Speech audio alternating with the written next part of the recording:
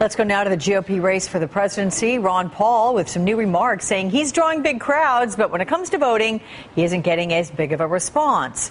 Congressman Paul has locked in only 31 delegates, and the latest Gallup poll has him certainly in fourth place with an 11% rating there in a national race. So what is keeping him in there?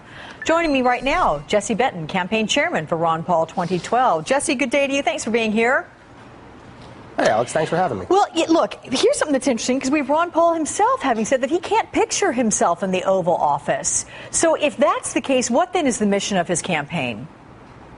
Well, the mission is to win, and that was an out-of-context quote where Dr. Paul was simply saying that, it's not his be-all, end-all dream. He doesn't hit the pillow every night picturing himself measuring the drapes in the Oval Office. That doesn't mean he doesn't think he can win or he should win.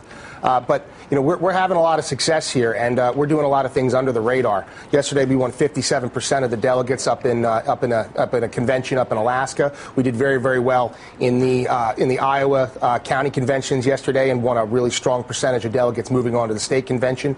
We also won delegates in Wyoming and in the U.S. Virgin Islands. So we're accumulating delegates. We're pushing forward, and we plan to roll to Tampa with a very, very large contingency of bound delegates, and also a lot of delegates that will be bound to other candidates on the first ballot, but we'll free up for Dr. Paul should we get into a brokered convention. Well, look, and that's a big should we. And I will say most everyone credits your team with being the most successful in terms of organizational skills and getting, people out there. And so bravo to you for that. But I know you talk about this being a quote that was taken out of context. That said, if there's any sort of a message by Ron Paul himself that he can't see himself in the Oval Office, again, there seems to be some disconnect. I mean, you may get crowds, but what's going to make people go into the polling booth and pull the lever or punch that ballot for somebody who doesn't really envision himself as the president of the United States?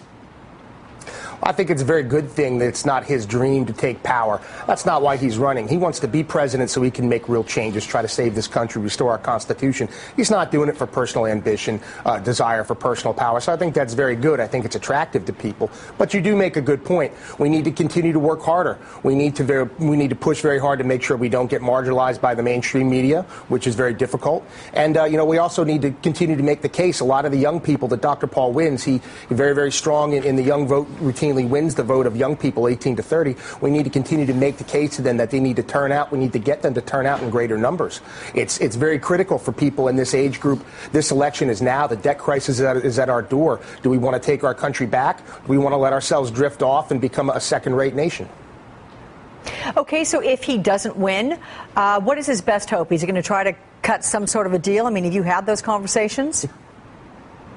We haven't had any conversations outside of just a little bit of musing with some other senior staff and Dr. Paul. But so there are a lot of different things we could fight for. Okay, like what? Sure. Well, obviously, our ultimate goal is for Dr. Paul to be the nominee. Short of that, there are various things we could negotiate for. Lots of different platform changes to the GOP, cabinet positions for our supporters, the vice presidency, whole variety of things. But the first and foremost goal is, of course, for Dr. Paul to be the nominee.